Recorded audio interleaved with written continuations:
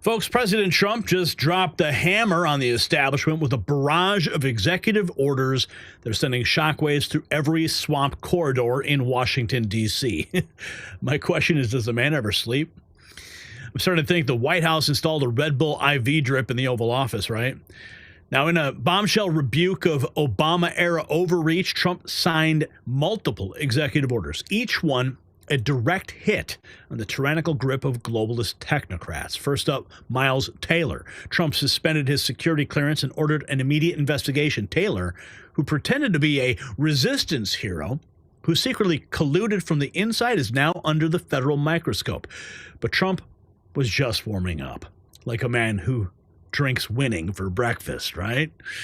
We're going to show you everything that happened in the Oval Office. And while President Trump works tirelessly, signing executive orders to crush the deep state, your cardiovascular system is working around the clock too. But it might need reinforcements. A shocking 2024 study reveals nearly half of all adults have high blood pressure, with only 1 in 4 having it under control. This triple action formula with white mulberry leaf and cinnamon bark powder regulates blood pressure, balances blood sugar, and optimizes cholesterol levels. Just as Trump is making American showers great again, Boost with Gary makes your circulation great again. Visit boostwithgary.com for 40% off. While this special offer lasts, you'll find it linked below. Okay, so we've got some interesting executive orders to dive into here. President Trump talking about the flexibility that we need. Do it right, and that's what. Well, a lot of times it's not a negotiation until it is, and that happens. And, you know, I said outside that you have to have flexibility to do it right, and that's what we have. We brought everybody to the table, and it may not be a negotiation. It may not last. I mean, you know, things may be as that I think are not fair to us. Look, we've been ripped off by essentially everybody for 35 years. This is not just a new thing. And Roger Penske just left. He's a great gentleman, great man, actually. And he said no other president would have had the guts to do this. And I believe that's right. They wouldn't have done it. They should have done this a long time ago. A long time ago they should have done it. I started it with China. I took in hundreds of billions of dollars in tariffs and taxes from China in my first term. And we had the greatest economy. We were up 88% on the stock market. That was the greatest ever in the history of our country. But it had to be done. It's something that had to be done. President Trump's getting it done. Here is another moment. 6 hours ago, this was posted by Real America's Voice. An EO requiring departments to scrutinize the regulations on the books. For the day. This is zero-based regulatory budgeting. The idea here is that over time, regulations accumulate on the books and in the Federal Register, and people aren't taking a close, detailed look at what's on the books and clearing them out as times change or as regulations become dated or ineffective. What this executive order is going to require is each of your departments and agencies to scrutinize on a continuing rolling basis all of the regulations they actually have on the books and sunset those that either no longer serve a purpose or the departments and agencies can't identify a specific reason for keeping them active. Okay.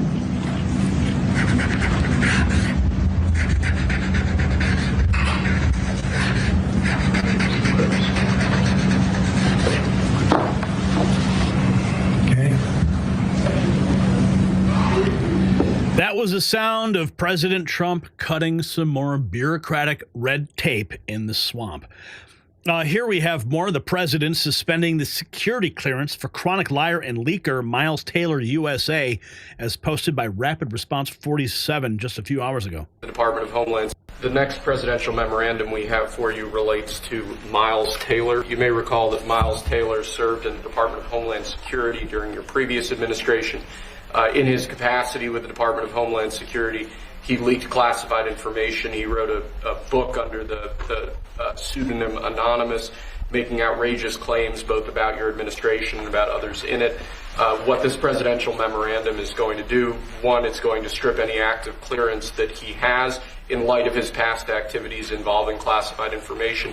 It's also going to order the Department of Justice to investigate his activities to see what else might come up in that context, given his egregious behavior during your previous administration. And I had no idea who this guy was. I had no idea. I saw him on CNN, or one of them, I guess CNN, a lot. He'd be on all the time saying that the president is I had no idea. It's like, you know, in this office you have a lot of young people, and they're here. I'll see him for 2 minutes, and I assume he was in the office, but I barely remember him.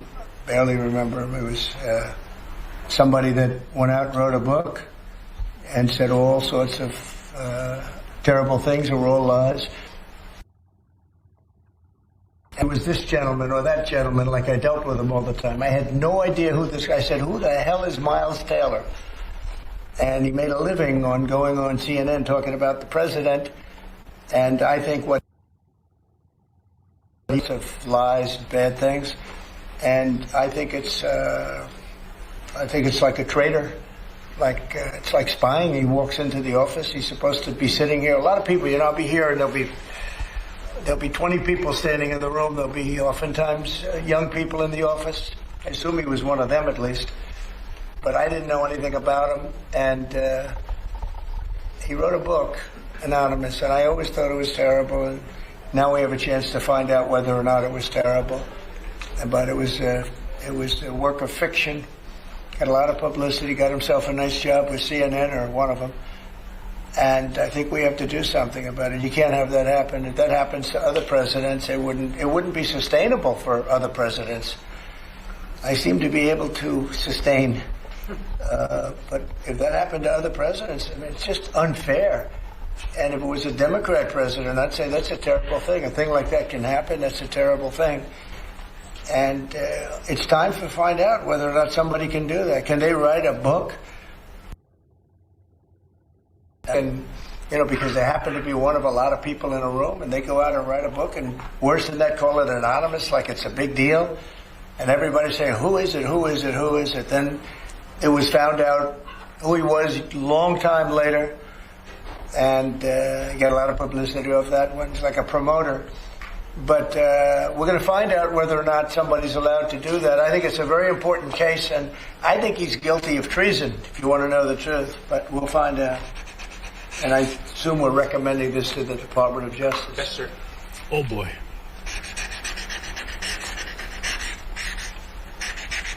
The next presidential... Guilty of treason, President Trump says, being referred to to the Department of Justice. Wow. Here's more. President Trump signing an executive order targeting monopolistic businesses. From entering into... This is another executive order relating to deregulation, sir. There are a lot of regulations on the books that either promote monopoly directly or prevent new market entrants from entering into a given market. The net effect of that is very negative for consumers. So what this executive order is going to do is direct your departments and agencies to work with the FTC, with the Attorney General, with the Department of Justice, to ensure that the regulations we have on the books don't function as anti-competitive barriers to new market entrants. The net effect of all of that is going to hopefully be market forces that redound to the benefit of consumers and ordinary Americans as opposed to monopolistic businesses. I said yesterday he was a great, great student at Harvard before it went bad. It's gone really bad. Now they're teaching their students mathematics, basic mathematics. Can you believe it? So what does that mean? They're allowing people in that can't add 2 and 2? What's going on at Harvard? I went to law school there, sir, and it was pretty liberal when I was there, but it's gone way off the deep end in recent years. I don't know if you read that. They're teaching them basic mathematics, people that got accepted to Harvard. How come they got accepted if they don't have mathematics? And we're holding back $8 billion. Can we believe? We give Harvard $8 billion. And we're holding back Columbia. We're holding back a lot of the schools because they were woke. And they've hurt a lot of people. Okay? Thank you. Oh, man. Keep going. Keep going, President Trump. Here's more. Signing a presidential memorandum directing the heads of departments, federal departments, to follow the law. Do you really have to sign an executive order to tell these? Wow. That are blatant. There are a large number of regulations on the books. These are regulations that are currently in effect that we believe blatantly violate the law, blatantly violate Supreme Court precedent, that otherwise are just blatantly illegal. So what this presidential memorandum does basically just directs the heads of your departments and agencies to follow the law and to cease enforcing regulations that are blatantly illegal or unconstitutional. It's a big deal.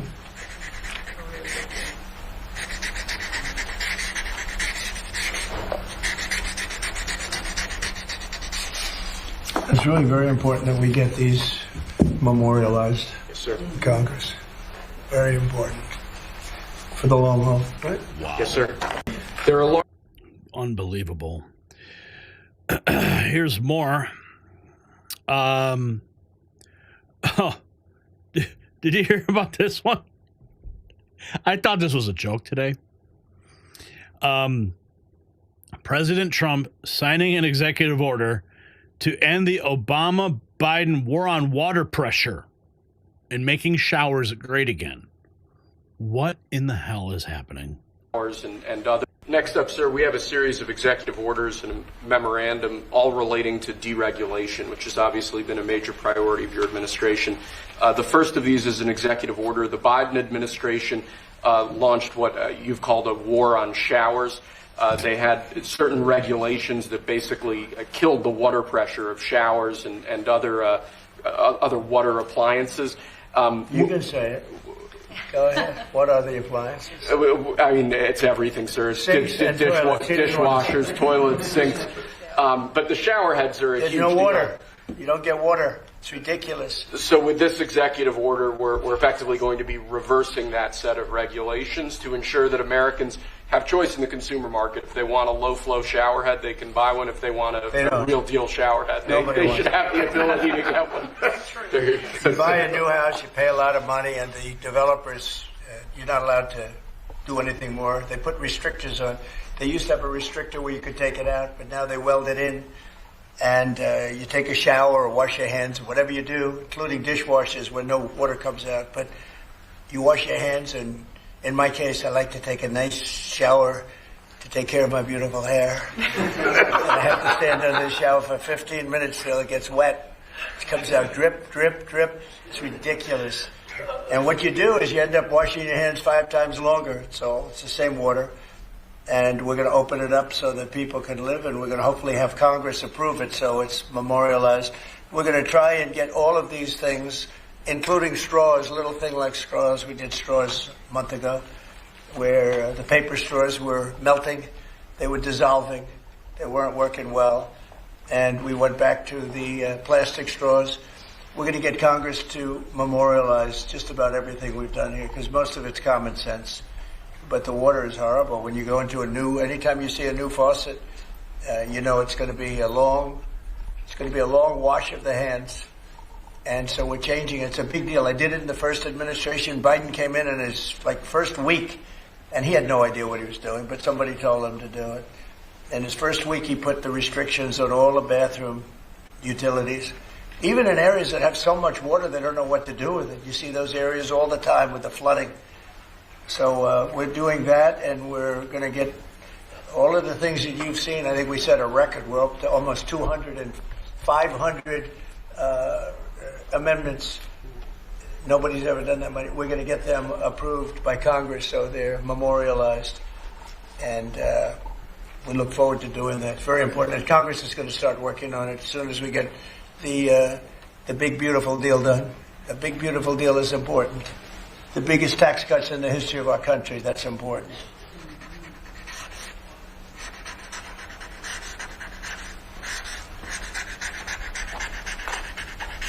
Okay.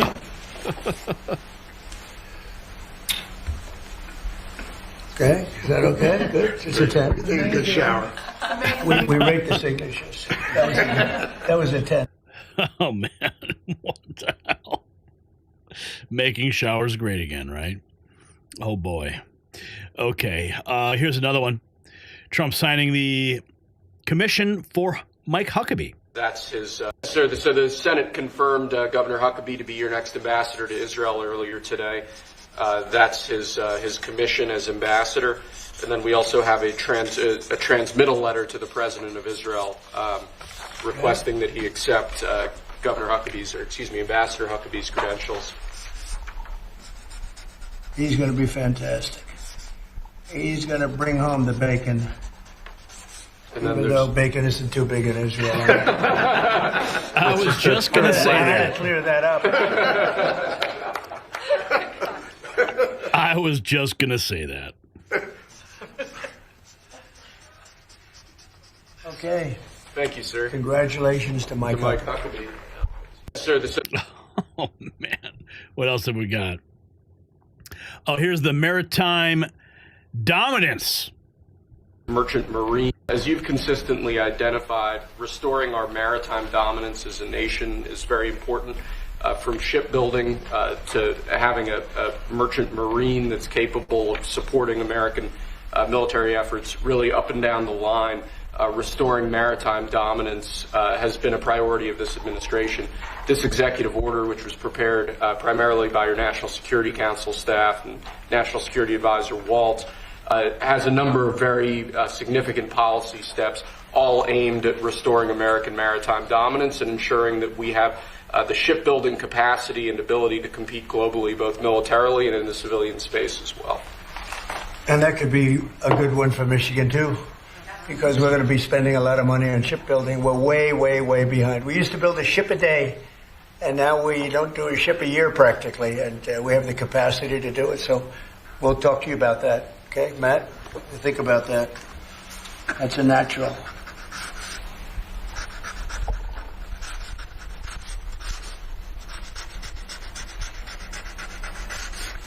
Okay, shipbuilding. That's a good one. Okay, I think we got one more here. Governor Whitmer? What? Good job. We're honored to have Gretchen Whitmer from Michigan, great state of Michigan, and she's really done an excellent job. And a very good person, and we're working on the Selfridge, as you know, the air base. We're trying to get the air base open, keep it open. I think, Gretchen, if you're there, and Matt Hall, the Speaker of the House of Michigan, and he's been fantastic as the Speaker. I appreciate it. We won the state, Matt, and you helped me a lot. I did, and you made me Speaker, so thank you, Mr. President. Oh, I did. That's good, too. And Gretchen, I think everybody knows. So we're working on that very hard, and I think we'll come home with a winner for Michigan, okay? I just spoke with the Secretary of Defense. Sometimes we call him the Secretary of War. It used to be called the Secretary of War. They changed it when we became a little bit politically correct. But I think we're in great shape. We're going to be in great shape. So thank you very much for being here. Thank you very much, Matt. Congratulations. Wow. Keep your enemies close, I guess, right? So Trump didn't stop there. Seriously, the man is busier than a Secret Service agent at a Trump rally. He turned the flamethrower on monopolistic collusion, signed a presidential memorandum directing federal agencies to cease enforcing illegal regulations, and in what can only be described as peak Trump, took a stand against the Obama-Biden water pressure tyranny. That's right, the war on water is over. Trump signed an order to make America's showers great again, rolling back ridiculous restrictions that left Americans frustrated and soapy. He also commissioned Mike Huckabee as ambassador to Israel, signed an order to reignite American shipbuilding dominance, and announced a new defense cooperation with Michigan. So tell me this. Is Trump's aggressive use of executive power the most effective way to drain the swamp? Or should Congress be doing more to help him restore American freedom? Sound off below. Wash away the deep state with our next news gear at shop.nextnewsnetwork.com.